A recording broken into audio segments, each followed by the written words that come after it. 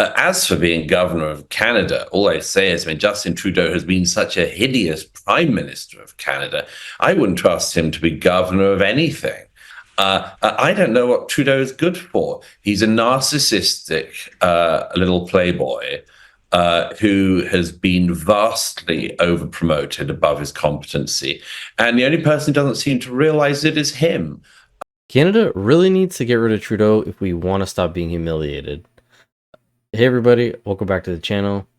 Today we're going to be continuing the coverage of Trudeau visiting Trump in Mar-a-Lago for the US Thanksgiving, as more and more outlets are covering this, laughing at us, kind of warming up to the idea of having Canada as their 51st state, and talking about how Trump is basically slapping our leader around. Donald Trump isn't even president yet, and he's already smacking world leaders into place. Canadian Prime Minister Justin Trudeau immediately flew down to Mar-a-Lago to have dinner with the president-elect, just days after Trump threatened to slap a 25% tariff on Canada over drugs and illegal immigration. And you will absolutely love how Trump showed Trudeau who's boss. Trump having some fun on Truth Social, posting an AI photo of himself on top of a Canadian mountain with the caption, "Oh, Canada." Now, I gotta admit, that's a pretty awesome photo, but if we quickly pivot away from the Fox coverage for a second and look at the Australian coverage with Douglas Murray, they talk about how Trudeau has essentially shot himself in the foot over the years with taking multiple pot shots at Trump. He's talked him down in the House of Commons, mentioned the end of democracy, how it's MAGA conservatism, right-wing politics, the populism, all these negative connotations towards Trump and his party. Yet now he is the party in power and Trudeau will have to work with him. However, the host of the show, Rita, points out that the polls are saying Trudeau's not going to be around for much longer anyway. Staying in America, what a difference a landslide election makes. It wasn't long ago that the Canadian Prime Minister, Justin Trudeau, was taking pot shots at Donald Trump. But last week he was at Mar-a-Lago, all smiles, dining with the president-elect. He even went on X and tweeted a thank you to the president. Oh, I love that. Diplomacy through strength is straight from the Trump playbook. Douglas, what do you make of Justin Trudeau's attempts to cozy up to Trump after taking veiled shots at him for several years now? Well, it's typical of the undiplomatic diplomacy, which we've discussed before about other countries when it comes to Trump. If there are two people running for office in your nearest ally, it's very unwise to repeatedly lie about and make false claims about one of them. And that's whichever way around you'd like to play it. It'd be very unwise for people like Trudeau or the Labour Party in Britain or in Australia or anywhere else to have insulted one of the other candidates in the election. As it happened, the one they chose to insult is the one that happens to have won. So it's rather delicious watching, rather more delicious even than dinner, I'm sure, watching the Bimbo Trudeau trying to now make up for his undiplomatic diplomacy. I love your line about Justin Trudeau. I think you called him once the Prince of Performative Caring, and I think that sums him up beautifully. And if the polls are right, his days are numbered. So I don't think Donald Trump needs to worry too much about tariffs discussions with Justin, because he's on the way out. Now, I gotta say, the Prince of Performative Caring describes Justin Trudeau to a T, because every time that guy gets in front of the camera, that's exactly what he does. We care about Canadians, we're working for Canadians, we're listening to Canadians, yet he does the complete opposite for Canadians. But if we pivot to Canada itself and we check out our media with Vashi Kapelos, she had the ambassador of Canada for the US on and questioned her about this, questioned her about the dinner, asked her about what Trump had said, and she goes out and says the joke or this notion that we'll be the 51st state of the US was reassuring to her because it meant that there was a good relationship. I have to start off on this initially Fox News report, which I'm sure you're familiar with now. CNN is also reporting that essentially, as the prime minister conveyed how serious an impact and how, devastating really an impact these potential tariffs would have on our economy, that the incoming president retorted, essentially insinuating that Canada would be could be the 51st state. And I just a few minutes ago, I'll pull up on the screen, I think you'll be able to see it there. President Trump actually posted on social media this picture, which shows him kind of like looking off, I guess, towards Canada with the Canadian flag. I don't know. We've reached out to find out what that means. I don't know exactly what it means, but it's interesting that it comes after that report. What kind of information can you provide Canadians about, I guess, how seriously we should take that exchange, or if it in fact did happen? Okay, I can't see your post, but you described it, so that's good. I haven't seen the post you're talking about.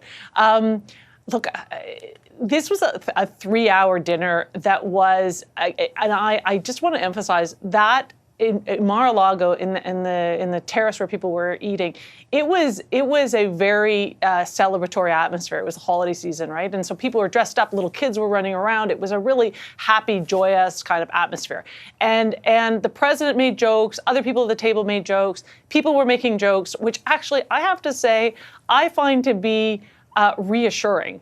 That, people are that comfortable with each other that they're teasing on things that, any good joke kind of always hits a little bit of a nerve. And certainly President Trump is one who likes to hit a nerve. Now listen, I'm all for fun and games, having a good time, especially at a dinner. But as the saying goes, behind every joke is some truth. And the truth of the matter is, Canada's defense system is complete garbage. Our army, pretty much non-existent. So if, say, Trump or the US or any other country really wanted to come over and take over, they have a pretty good chance of that. So even though this joke is reassuring for you that we're having a good time, it does put into perspective how vulnerable Canada is as a country, which is something that's been brought up time and time again, that we really need to work on either bringing up our defenses, spending more on that. And she does talk a little bit about how we're starting the initial process of it. But even if defense aside, the tariffs alone, as Vashi brings to her attention, would cripple us as well. I guess if I were to take sort of a couple of things from that exchange. The first is that, understandably, and of course, our government and our prime minister would convey to him that those tariffs would have a big impact on our economy. Is it your view that either he or the people around him are aware of the degree to which this tariff would impact our economy, but B, theirs?